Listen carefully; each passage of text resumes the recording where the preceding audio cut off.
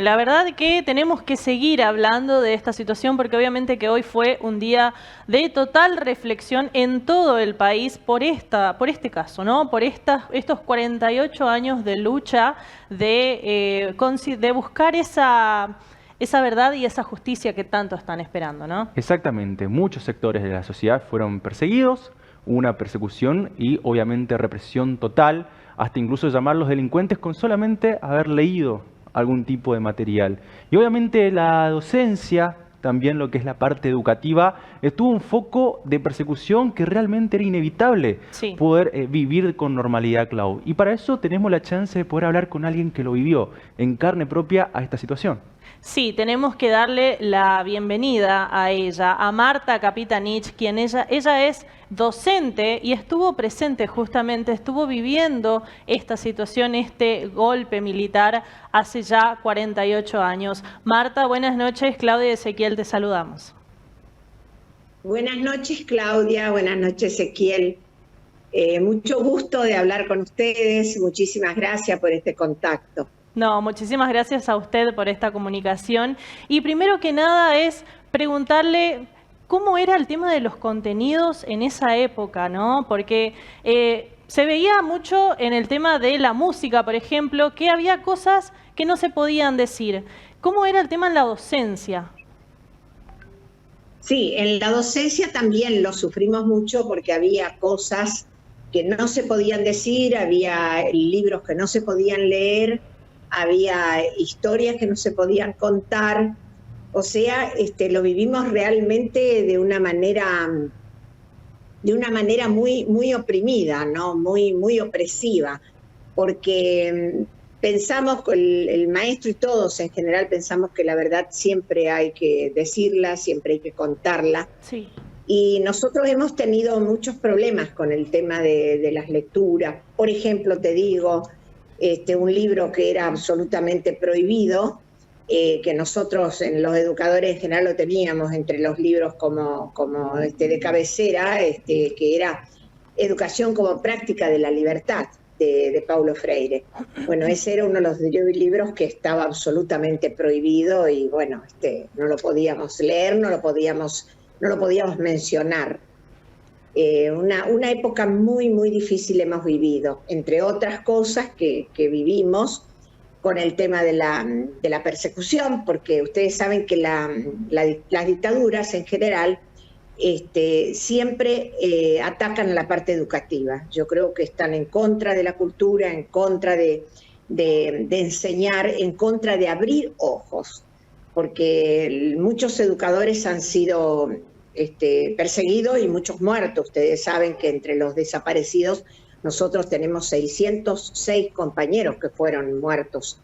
Entre ellos, por supuesto, alguien a quien yo conocí, que fue Isauro Arancibia, que ustedes lo deben haber escuchado nombrar, un maestro tucumano, que realmente un maestro rural, que fue muerto precisamente el 24 de marzo del 76. Y a partir de ahí, bueno, todo lo demás, bueno, Alfredo Bravo, que ustedes lo habrán escuchado nombrar también, que fue nuestro secretario general de CETERA. O sea, la docencia fue muy perseguida.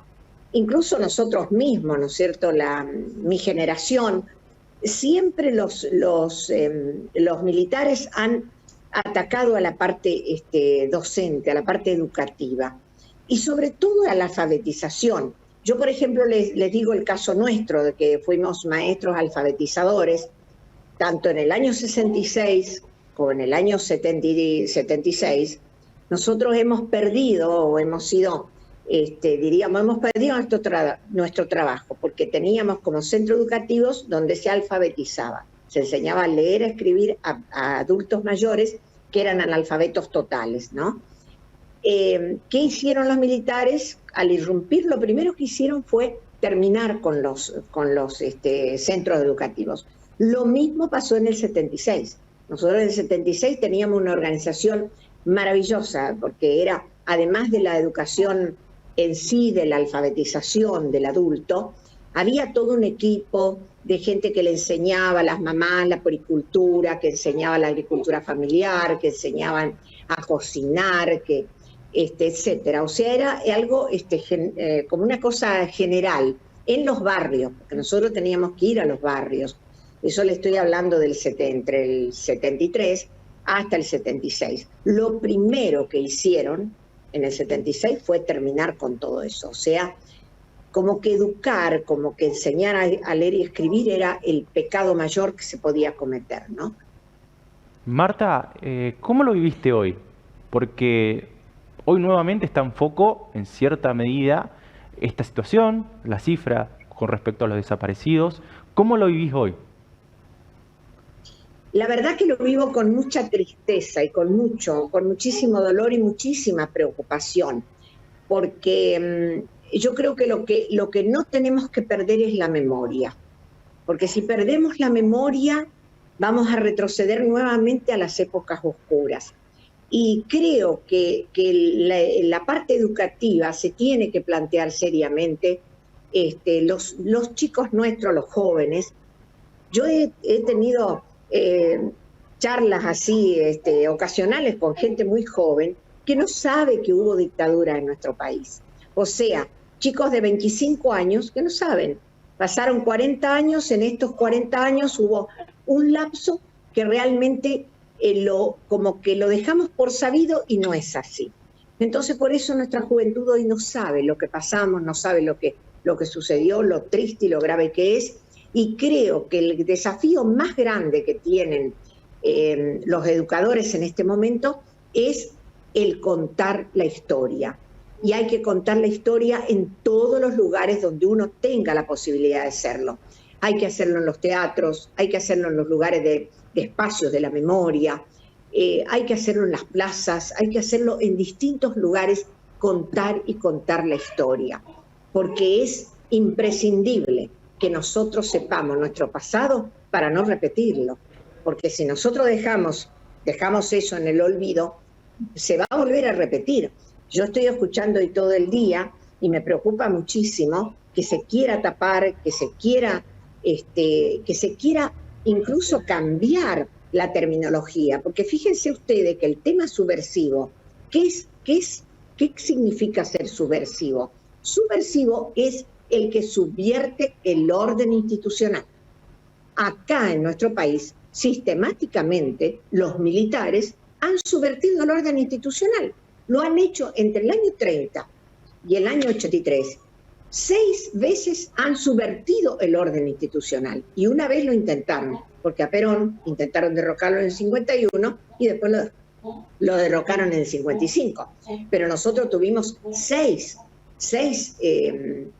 golpes militares y eso es subversivo. Ellos son los subversivos. Y fíjense cómo lo dan vuelta, como queriendo decir que todos aquellos jóvenes o todos aquellos docentes o todos aquellos que se movilizaron para ir en contra de la injusticia que vivíamos, de la inequidad que vivíamos, de la falta de cultura en la que querían meternos, no han cambiado el término y han dicho que los demás son subversivos, y realmente no es así. Subversivo es el que derroca a un presidente en ejercicio que fue elegido democráticamente.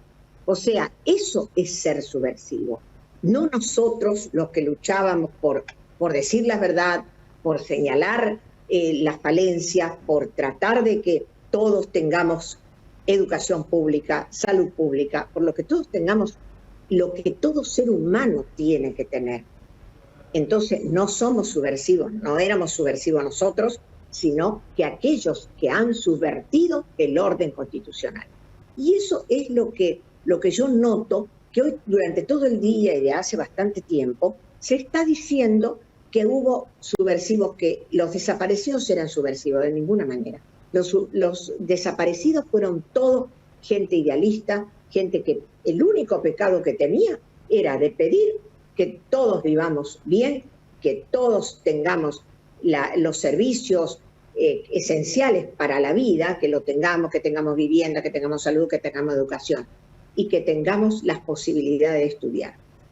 Y yo les voy a contar algo. Fíjense que acá, en nuestra ciudad, nosotros tenemos la Universidad La UNCAUS. Sí.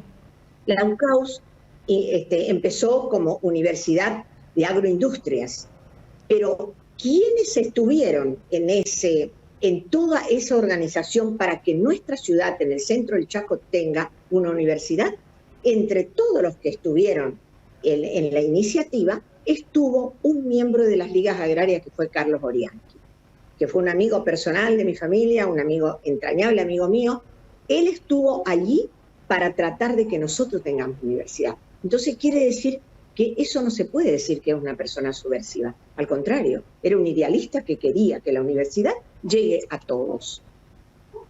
Sí, totalmente. Marta, le hago una pregunta también referido a qué tipo de imagen tiene usted o cuál es el recuerdo que le quedó como una anécdota de ese momento. ¿Del 24 de marzo del 76? Sí.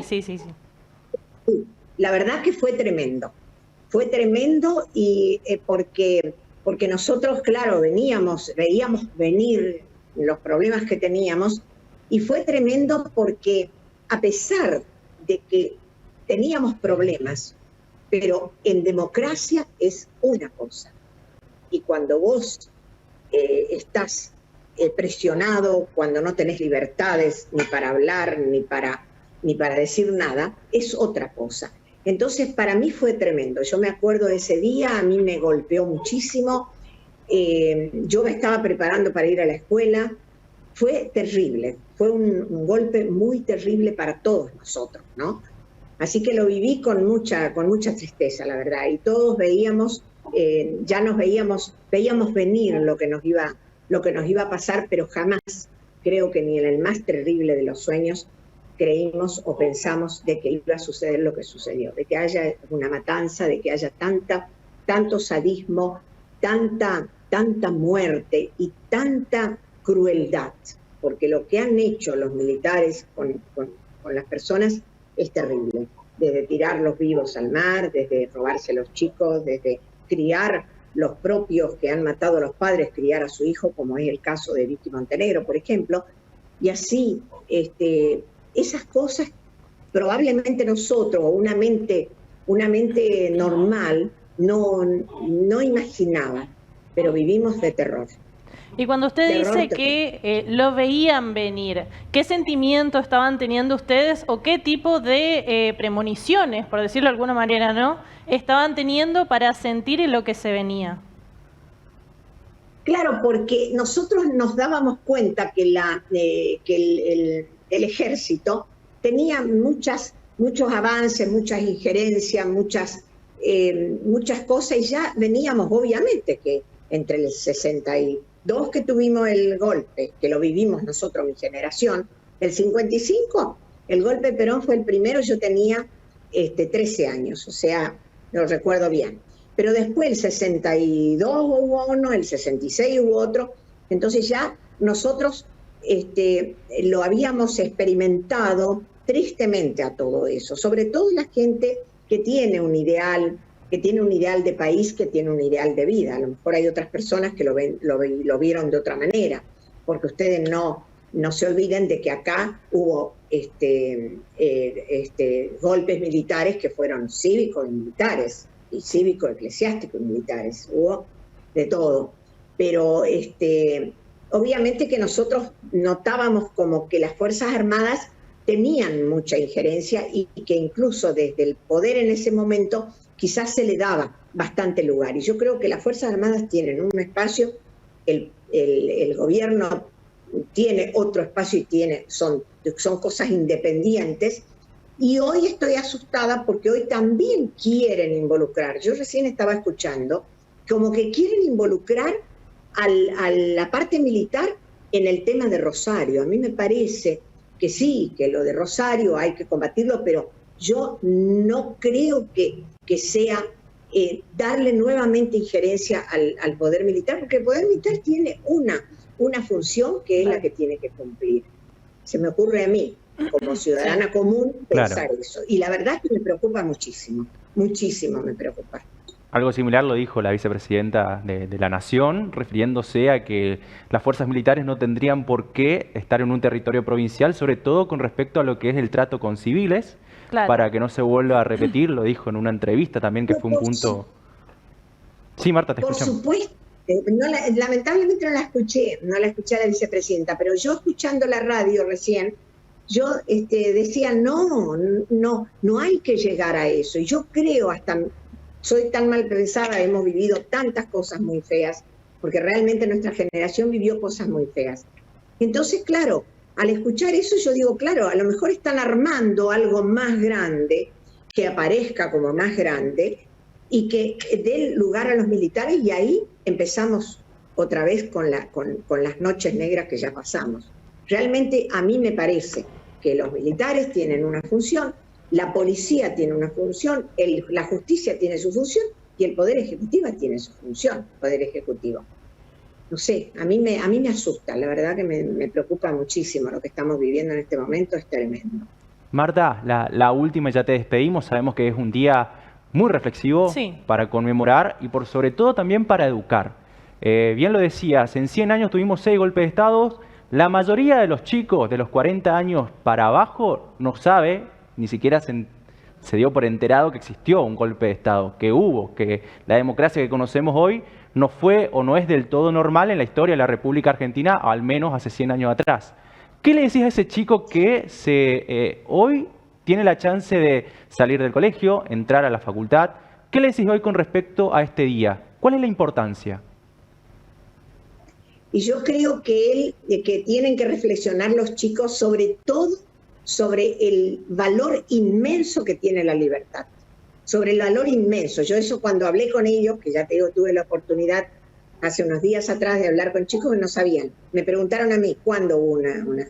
O sea, que en ese hogar nunca se habló, el abuelo nunca le contó, entonces yo le decía, la falta de libertad es una de las peores cosas que te pueden suceder.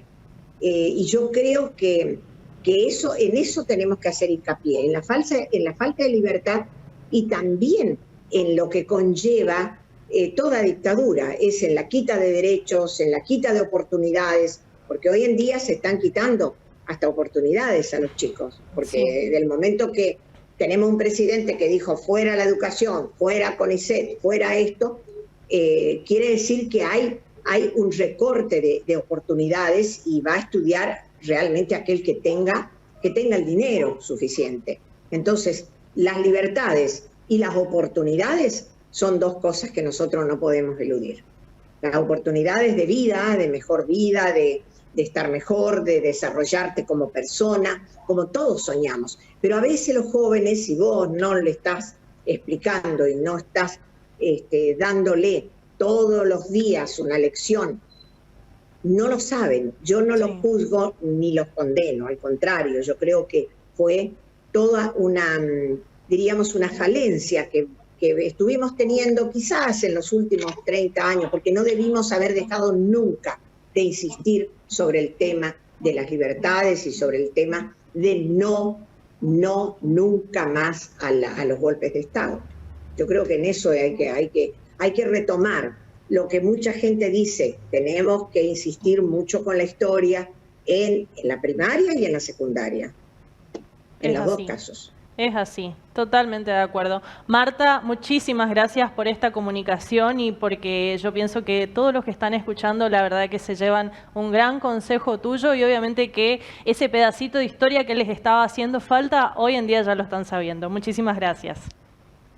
Bueno, muchísimas gracias a ustedes y bueno, es mi deseo que sigamos con el esclarecimiento permanente sobre lo que significa la libertad. Muchas gracias a ustedes, muchas gracias. Muchísimas gracias. Bueno, ahí escuchábamos la palabra de Marta Capitanich, quien fue docente rural en una época, la verdad que para ella quizás sea una historia que no debería ser olvidada. Exactamente. Muchos de los títulos que nos dejó, entre ellos que aprender de los errores del pasado para no cometerlos nuevamente. Exacto. Por otra parte también que no del todo es normal la democracia en el día de hoy y disfrutar de la libertad. Otro de los títulos que nos dejó Marta recién, apelando a su pedagogía como maestra, y bueno, tuvimos nosotros la chance de poder hablar con alguien que estuvo muy presente en lo que fue la dictadura militar, que lo padeció, como así también muchas historias que viven con nosotros en nuestra sociedad. Y además hablar de que tiene miedo quizás son cosas que la verdad quedan muy, muy grabadas en cada una de las personas que la estuvieron escuchando en el día de hoy.